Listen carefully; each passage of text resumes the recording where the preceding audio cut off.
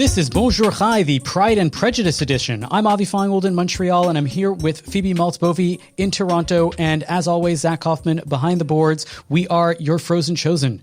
On today's show, we talk about Jewish day schools and Pride Month. Are we equipped as a community to deal with changing norms in societies and everything that goes along with it? And we get into Elizabeth Gilbert's self-censorship. All this and more coming up.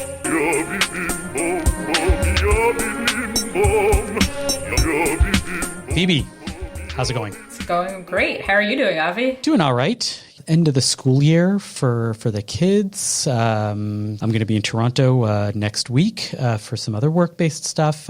We should have a super secret get-together happy hour for our listeners. Yeah, we should do that. I don't know, maybe. If you are interested in getting together with the people of Bonjour Chai, send us an email at bonjour@thecjn.ca.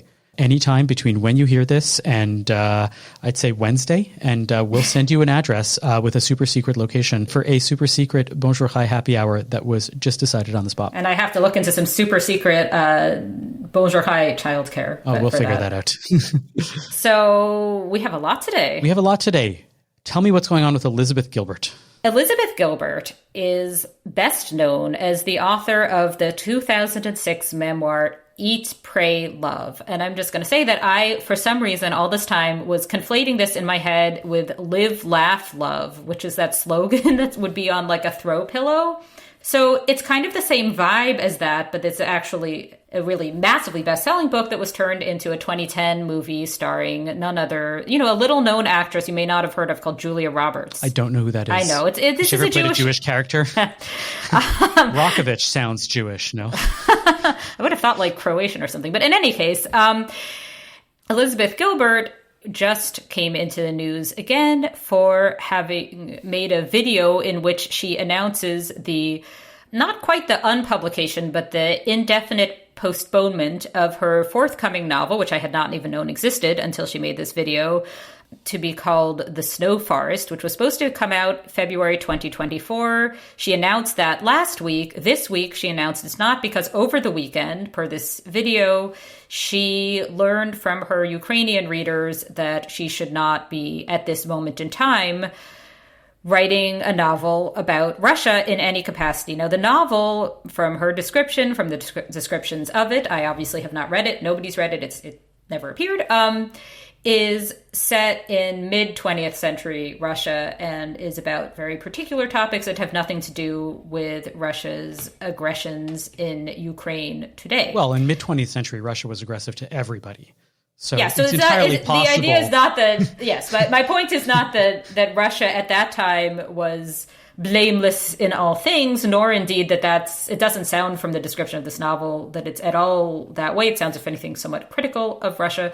But the point is, she decided that it was not the moment to have a novel coming out set in Russia because people were mad at her about this. And she decided that they're right. And so what happens is that there's this website, Goodreads, that's reader reviews, although nobody's checking that anybody's actually read the book. And what can happen is once word gets out on social media that a particular novel that's forthcoming is problematic in some way, sometimes there will be a campaign to get the novel gotten rid of sort of before it even happens. And I wrote about it for the Globe and Mail from not specifically a Jewish perspective, but we're going to be talking about the Jewish angle. So under which circumstances, for example, like when I'm thinking, what is the Jewish angle on this? There's the religious reason for objecting to a book, which, you think of obviously Salman Rushdie comes up, when you think about that sort of angle. But then there's this is more a political objection here. And also the question of like fiction versus nonfiction and where that enters into it. Because one thing that I noticed about this is like, to write fiction, it's something that takes a really long time, and it just like cannot be about the news cycle, just like as a matter of practicality. You cannot write a novel that's in keeping with the news cycle because of how long it takes to write a novel. So that's one aspect of it. But then there's this question that I really want to hone in on about banning books. Is this banning? If an author decides to take her own book out of publication. Well, my sense is that she wants this book published, and she is, being told that this is not the right book to publish and you should not publish it. So my guess is that this is just as good as a ban as anything else, simply because they are being told you cannot do this. So it is in effect a ban.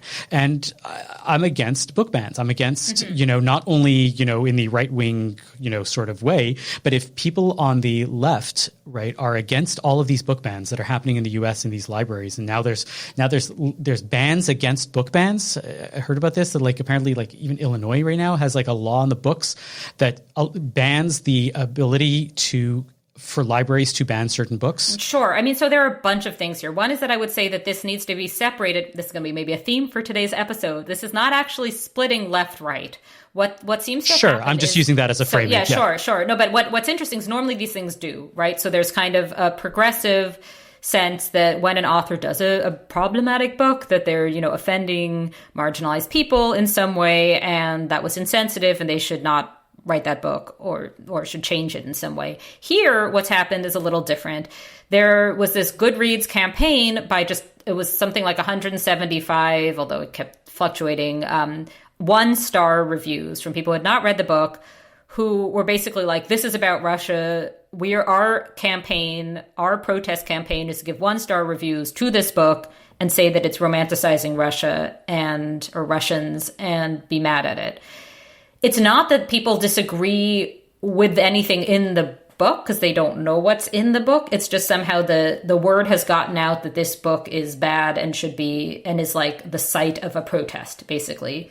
So it's so what I was going to say, but what's happened is, and I think my theory is that because the people who Elizabeth Gilbert offended here inadvertently, obviously were Ukrainians, there's been a lot of defense from progressives of Elizabeth Gilbert in this case.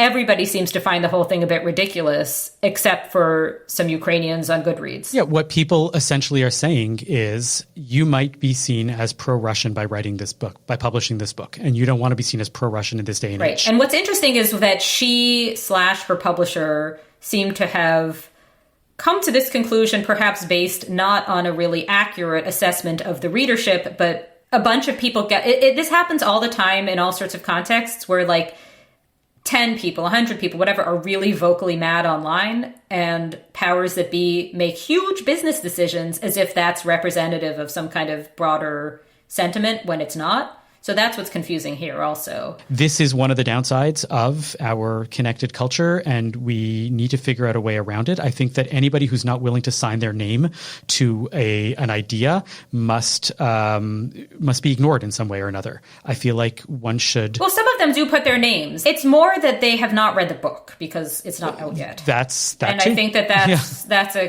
key detail. For all they know, this could be a pro-Ukrainian, anti-Russian, book. But she's being... It's I don't understand. This was a trend in journalism for a while that has thankfully, I think, started to wane, where a news article would be written on the basis of people are saying, and it would have 3 tweets. It'd be yes, 3 people on the internet have said something. It tells you nothing. You know what I mean? It's entertaining. It certainly serves as entertainment, but it's not necessarily a meaningful assessment of what's happening. I think it's interesting that she went this route, but most authors in this context would not have the option of saying, I'm going to forego my income of several years. So what my friend, the novelist Lee Stein, had written about this also is that this sets a really bad precedent for ordinary novelists, as it were, people who are making a living from writing or trying to, but who are now going to feel like anything that anybody could criticize, which is anything, could get your novel unpublished. So I don't think that's great. And I guess my more sort of philosophical issue with all of this is I don't like the way that fiction specifically is expected, and arts generally are expected to kind of be this almost real-time op-ed rather than art, which relates a long-term response. In a different, exactly. Yes, which it is not that it's separate from the world. It's not that it's some pure aesthetic only thing, but the idea that when I pass my local bookstore and I see that every time there's an awareness month, they put stuff in the window. That's fine. They're a bookstore. They're trying to sell books. They're trying to tie it in with something in the world, right? That's normal. But I don't think authors themselves should be feeling like what their work is to produce things to fit for specific awareness months, news cycles, and so forth. Chiming in from behind the screen. Certainly. Can I ask, Phoebe, as someone who's written a book, don't authors all the time try to release their books at moments where they're going to do best in the marketplace? Like, I imagine that people release presidential biographies right before an election, or will release a book on love near Valentine's Day. Sure. You want to release your book at a moment where it's going to be the best taken up. So sure. How does that play into this? I can speak to that for sure. Yeah. Yes, I can speak to that on a personal level, which is that I wrote a book about the concept of privilege too early, and I'm kicking myself financially for that for the rest of my life. I should have written it later. You could write a sequel. But the thing is, that didn't sell well enough the first time, right? Yeah, and also, I mean, my own interests have evolved. I'm not so interested in that anymore as I was in 2015 or whatever when I was writing it. But the point is, this is something that has to do with book marketing and not book writing. So what's different is for an author of fiction specifically, I think, to feel that their work itself has to be in keeping with the news cycle and with what people want or don't want at a particular time. And once the decision has been made to publish a book, the idea that, oh, well, this isn't the perfect timing, let's never mind about that whole big novel that somebody just wrote, that seems a bit troubling to me. You know what I mean? Like, if we go back in time and say that Elizabeth Gilbert has this notion of a novel set in Russia, her editor says, you know what, Russia is too contentious right now, and this is assuming that she thought of this, then yeah, maybe then she has this decision to make. Does she want the novel to be published, or does she want to make sure that it's about Russia and then maybe it's not published, or she has to self-publish it, right? But I think that once you have a fully formed artwork, the idea that like, oh, this isn't the right week, that's a bad look, just seems like a really sort of horrible, anti-intellectual sort of doesn't even cover it, like just, oh, that is just, that freaks me out. And I do not like that. What all of this points to me two very important points. One is that, to use an example, the great works of art about the pandemic have not yet been even created because we haven't had time to really process it. So to say that this is about about the war in Russia and Ukraine, is ludicrous. But what about the author who wants to maximize their own sales? Because for me, like when you brought up the pandemic, I was thinking about like Station 11. Like Emily St. John Mandel, which got turned into a TV series. Yeah. All of which happened before the pandemic. Released before the pandemic. But I can imagine if it wasn't, if she was on the verge of releasing that in March 2020, about a book about a worldwide pandemic that killed off a lot of people. And she saw COVID happening. She thought to herself, with all these people dying from a pandemic, it might be a little gauche to publish this now. Exactly. That's her decision, not anybody else's. Right. So why does that feel different than Gilbert? It doesn't. I'm saying it feels different because she would choose to do that, or the publisher would choose to do that, as opposed to people pressuring her and saying, you shouldn't do this. And she is being cowed into it and saying, no, I think I want to do it anyways. Yeah, I mean, I see this as like there are two sides of this coin. Like on the one hand, there's like what you can do in a positive sense to sell a work, right?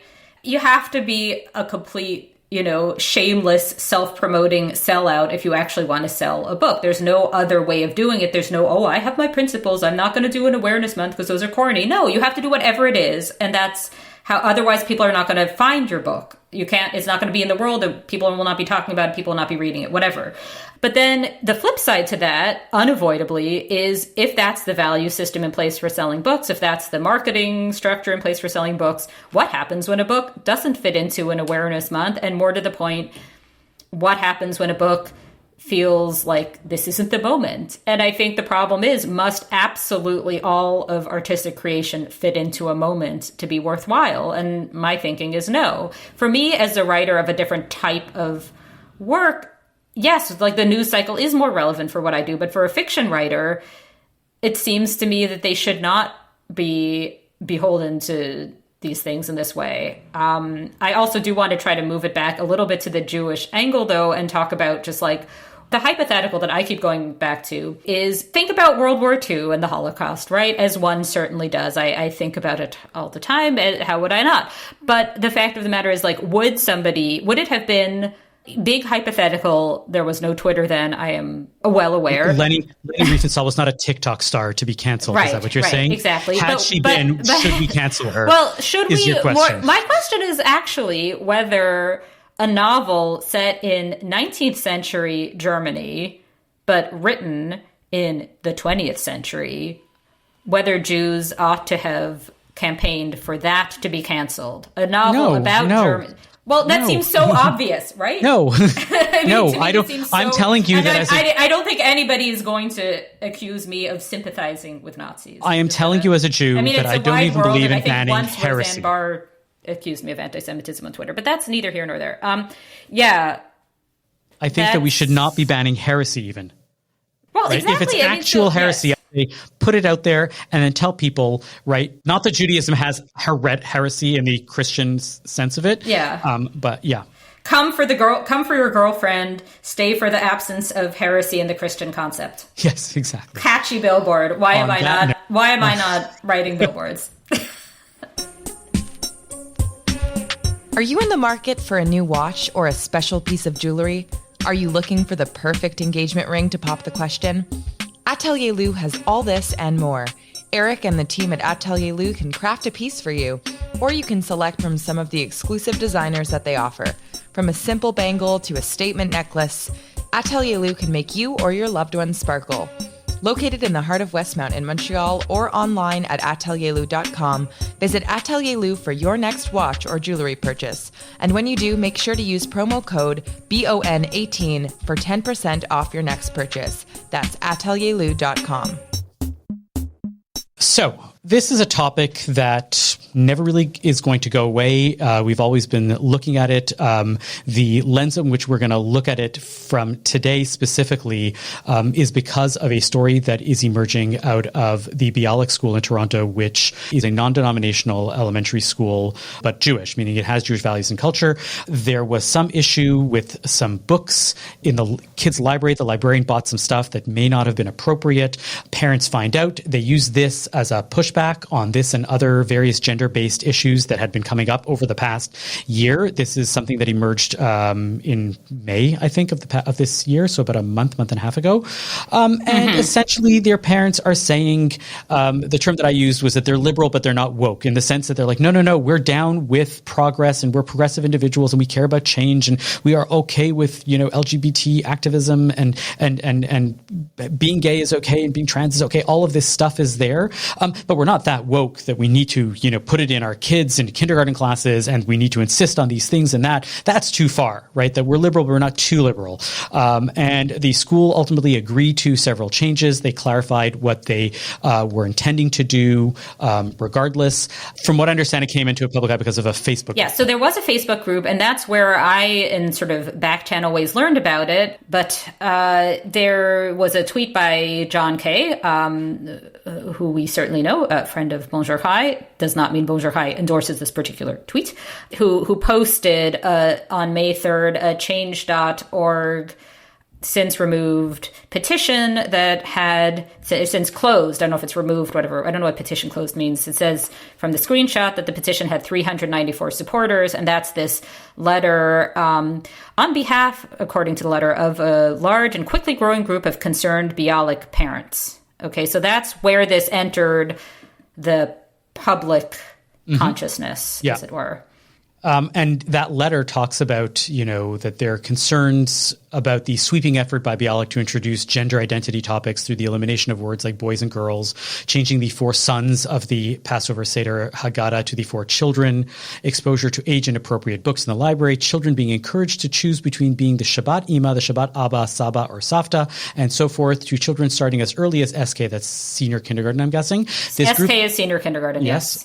This group is in full agreement that this is unacceptable and cannot be tolerated. At a minimum, full disclosure by the administration, parental input, consent discussion, and a majority consensus is required. So I can get into some of the other, stuff. And then there's just for context of what Bialik itself is, there's a website celebrating Pride Month at Bialik with a big rainbow that explains how they're celebrating Pride. So this is so just to be clear, like about the lay of the land, which I have been educating myself on. It is not an ultra orthodox. What I'm getting at in a very long-winded way is not an ultra orthodox environment where that would be unheard of, but it's also not a public school. Which we can talk about what that means too. I like this idea of using the Shabbat Abba and the Shabbat Ima as a lens, because I think that that's a very interesting way to do it. So Friday mornings in a lot of Jewish preschools, I'm not going to say every, because I don't know if that's fully the case, but it's fairly standard practice in Jewish preschools and with young children that you do like a Shabbat party, or you reenact Shabbat, and you the teachers elect, so to speak, a Shabbat Abba and a Shabbat Ima, right? The Shabbat mom and the Shabbat dad, and one parent, presumably the mom, lights the candles, which in 2023 is usually like little electric votives. And the Shabbat Abba says the blessing on the kiddush, right, on the grape juice, and has the challah or something like that. You mean it's not real wine at the nursery school or whatever? We've tried. We've advocated for this. This is not France, apparently, even though it's Quebec in terms of laïcité. I would have thought in French Canada they draw the line with laïcité at wine. Exactly. Okay. That's called Chateau Robitussin, where we come from.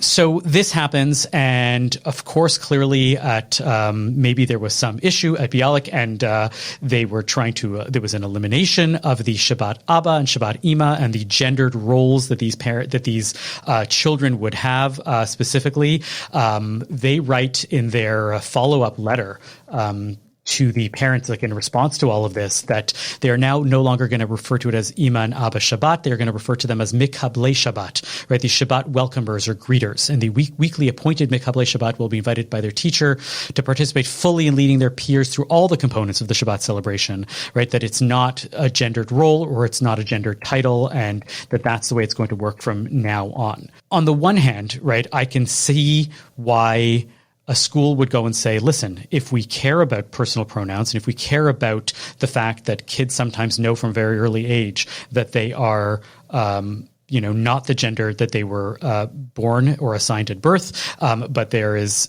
something there that is different, that using the term Shabbat Abba and Shabbat Ima for some people might be problematic. For the other children who don't have this issue, the question becomes, what if I do want to be a Shabbat Abba? What if I am a Shabbat Abba? What if I am, like my kids call me Abba? I have no problem with that. And the people pushing back on this, right, the culture war piece is to say that the elimination of the binaries in the language does not eliminate the binaries in people. And your job is not to eliminate the full spectrum. It's to be inclusive and to say that there might be a Shabbat Abba, a Shabbat Ima, a Shabbat something else. Okay. You want to be just a Mikabel Shabbat, you're allowed to do that. Can I? Sorry, I was going to just give like a broader context to this in terms of the culture at large and the last 10 or so years. So what's really, really new is also having like big sort of pride celebrations at any school. So today in Canada, there are big... You mean physically today? Physically today. In June of 2023. In June, today as in 2023, June 2023 specifically, Pride is a really big deal in Canadian public schools, also in the culture at large, precisely because there's this kind of polarization and it's pushback against also this, a lot of sort of right-wing politics in North America is very anti-LGBTQ at the moment. So there's this kind of polarization happening around that.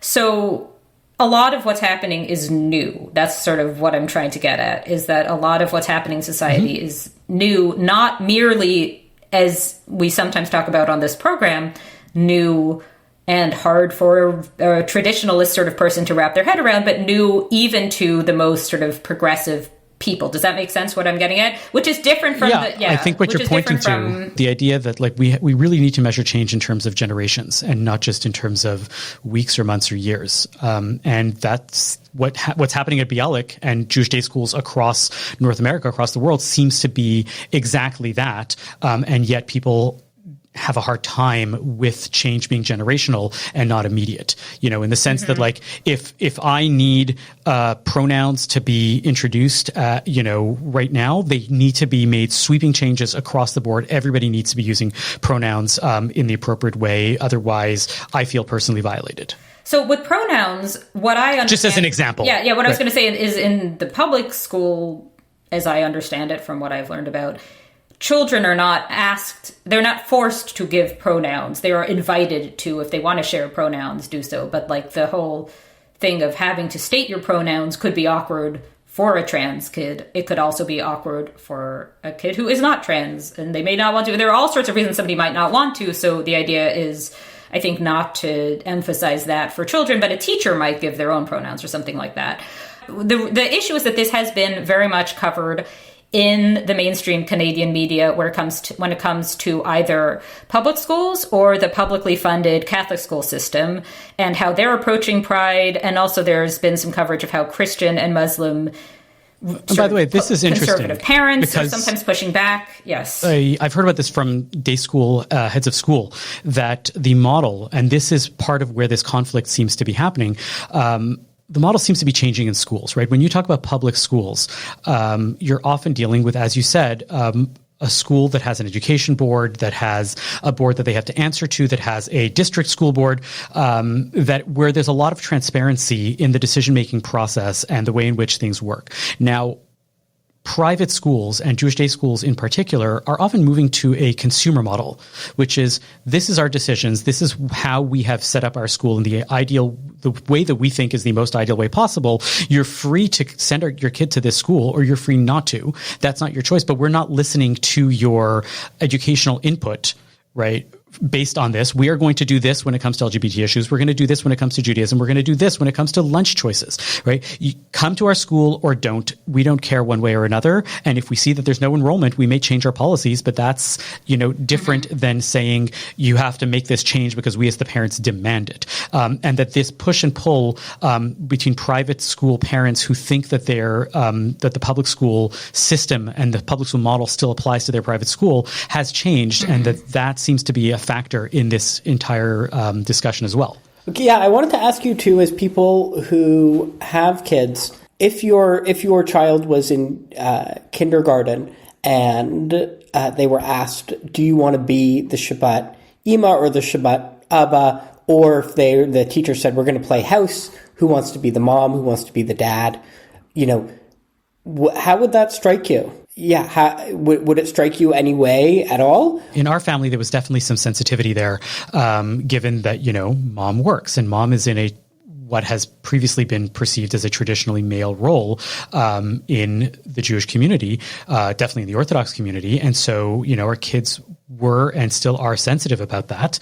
I think that giving kids the options and knowing that there are kids in this class where options are useful and important is a good thing.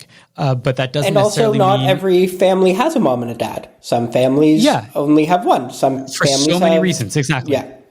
So, in that sense, should one be sensitive? Should schools be sensitive? Should teachers be sensitive? Yes. Is there a limit to the sensitivity that I can expect? Yes. If you remember back in September when we interviewed Yehuda Kurtzer about day school education, and he said that you can never expect in a private Jewish day school more than 70% of anything to be exactly like on target with what your specific values are, and you're always pushing for that, and you're always also realizing that your values come into contact with other people's values in a private school environment, and that you sort of have to decide what are the values that are important for you that you can teach at home that a school isn't, and what are the ones that you're going to fight for. And in this situation, I think that parents are clearly pointing out these are the values that we want to fight for. Do I think that their way that they're doing it is the right way? I don't know. I don't know how the school culture exists there, so I don't want to opine on that. I think that to answer your long-winded way to answer your question, Zach, I think that parents should expect sensitivity. Teachers and schools should provide sensitivity, but there's a limit to that, and parents and teachers should be understandable of all of that. As for the question of, well, if in my daughter's I have a kindergartner. If in her public school in a not particularly Jewish part of Toronto, they asked her if she wanted to be Shabbat Abba or Ima, I would be amazed. I'd be like, that is so inclusive of Jews that we're even doing a Shabbat. But yes, I think what I have noticed as a parent, if this is what the question is, most children at this age are quite gender conforming. That does not mean that they are like as I see it, the little girls are running around. They're not, sort of like meek or something like that, but wanting to wear a tutu, all of this. This seems to be... And there's research on this. Yes, there is research on this. But just to talk about like what I've observed, most are. And I think that as a parent who, of my milieu, who dutifully bought all the gender neutral onesies and, rolled my eyes at all the, like 18-month clothes that had a gender, then I find myself in the hyper gendered, department for the 4-year-old who will not wear the clothing that comes from the other section because that's what she wants. You know what I mean? Like, I think that most children are going to be gender conforming. What sexual orientation they have is a separate question that they very likely at 4 years old don't know. I did not know my own sexual orientation at 4 years old because I was 4 years old. But the point is that I think what schools should do is be inclusive and accepting of the few children who are not that. You know what I mean? So I think there doesn't need to be some kind of like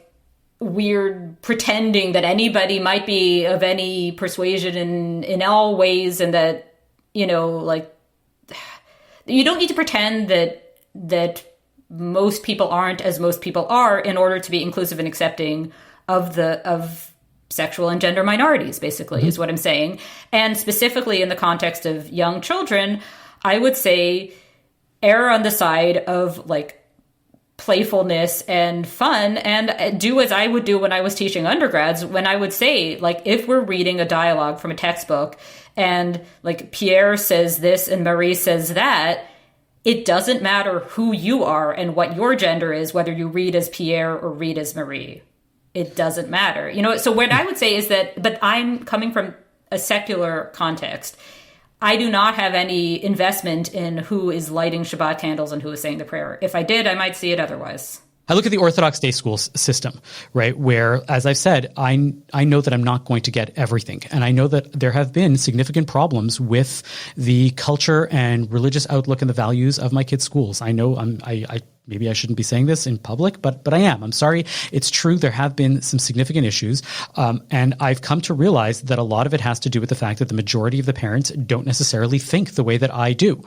And I have to learn to not accept, right, that's that type of orthodoxy. And I might not be exactly that type of orthodoxy. And I might think that I'm part of that group, but they don't. And if the school culture is this, then that's it. And what's happening here is that you have parents that are basically saying, we think that this is part of the school culture, but we don't know, but this has gone too far or that's gone too far. And just by virtue of, we're a big tent school, sometimes that's not enough. And we need to further define what Judaism means to a given school beyond that, or what the values are of a given school, so that as a private school, you can say, yes, this is something that we believe in versus not.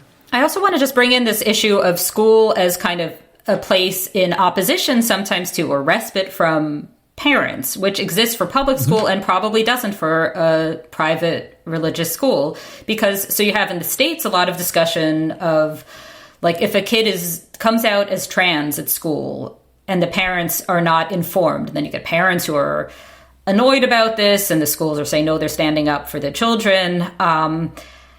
That, to me, seems like a phenomenon that could not really happen in the same way at a private religious school, where the whole issue is that the school is imparting, in a sense, the values of the parents. This kind of gets both to the point of religiosity and private versus public. So that's where I wonder, I'm baffled a little bit by the existence of publicly funded Catholic school. I understand why there's this history of it, but in Ontario that there are publicly funded Catholic schools that are imparting presumably religious Catholic values, but on behalf of the state. That I find always a little curious. But yeah, what seems to be happening here is that you have, supposing, again, that this letter is there and that there seems to be this discussion back and forth, there are two sets of parents that are trying to define, or a set of parents and a school that are trying to define what the in-group means in this school. And there are people that are pushing back against it. And that needs to be addressed. That needs to be addressed at the school level with better articulation of what the values are. I think that actually Bialik did a very good job once the letter came out of articulating what their position is going to be, re-pride, pronouns, all of these issues, and trying to assuage the majority of parents to say, this is what we genuinely believe is what the case is. I wish more schools did that, because what ends up happening is schools don't like to talk about it because they're afraid of offending people on the fringes of either side, and then something happens and it blows up. And I've seen this happen time and time and time again in Jewish schools, not just around the Pride issue, although I've seen it around the Pride issue. There was a school in Montreal that took years for them to finally get a Pride club. I know that my kid's school hasn't had an out gay student or an out LGBT student in probably the 50 years. Are you serious? Wow. That it's been in existence. That's okay. You buried lead here. Wow. Yeah. I'm just and you can get a sense of what the school is, right? Based on that, where you have parents that are extremely homophobic. Does that concern you that the school has that sort of environment? It does.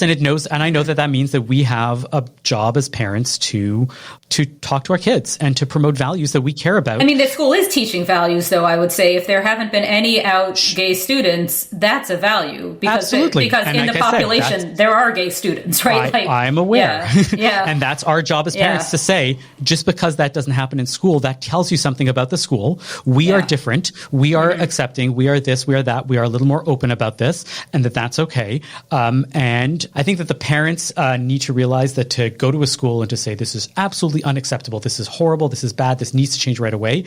Instead of going and saying, we heard about this. We'd like to have conversations about it. We think that these are important issues, and maybe you can articulate what the school culture is for us to understand, is better than that letter, that change.org petition. But I think that the resolution is there, but that doesn't mean that there isn't work that still has to be done across all the Jewish day schools. And on that note, we'd love to hear what you thought. If you're a Bialik parent, we would definitely love to hear what you thought. If you're a Bialik teacher, we'd love to hear what you thought. Send us an email at bonjour@thecjn.ca. Share us your thoughts, share us your comments, opinions, questions, and we'll take that into account, and we'd love to hear more about it.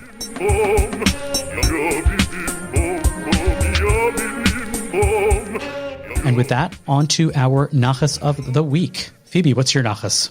This is going to have been the absolute most last-minute nachas I have ever done, as in Don't tell them that. I'm giving a little peek behind the scenes. An article that I read yesterday in The New Yorker.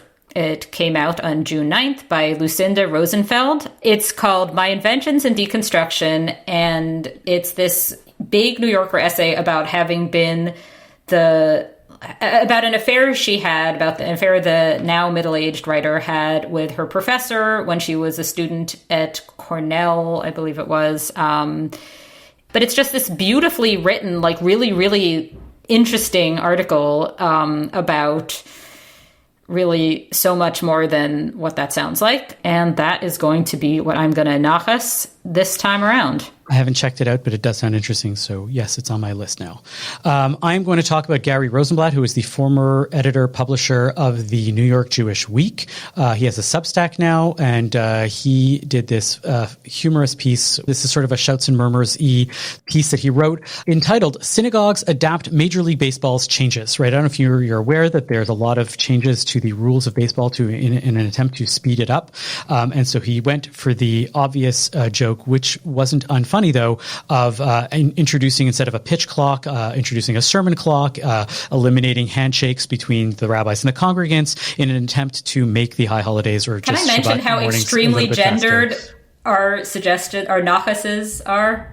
Today, 100%, yes. I just started to laugh because I was thinking, like, here's the girl essay and here's the boy essay. So check that out. From Gary Rosenblatt. But you can check out either one regardless of your own gender. Do not assume that because I suggested one and Avi suggested the other, you have to only listen according to your own gender. We are expansive in that way here at Bonjour Chai. Thank you for listening to Bonjour Chai for the week ending June 17th, Shabbat, Parashat Shalach. The show is produced and edited by Zach Kaufman. The executive producer for CJN Podcast is Michael Freeman. Our music is by So-Called. We are a project of the Jewish Living Lab and are distributed by the CJN Podcast Network. You can listen to all our past episodes on our page at thecjn.ca/bonjour, and you can subscribe to the podcast and automatically receive all episodes on Apple, Spotify, or wherever you get your podcasts. We would love it if you told a friend about Bonjour Chai. It's always one of the best ways that we get new listeners. As always, you can email us with comments at bonjour@thecjn.ca. And if you've listened this far and you are planning on coming to the happy hour with us next week, email us at bonjour@thecjn.ca. And anybody who says that they heard this will get their first drink bought by me, Avi Feingold.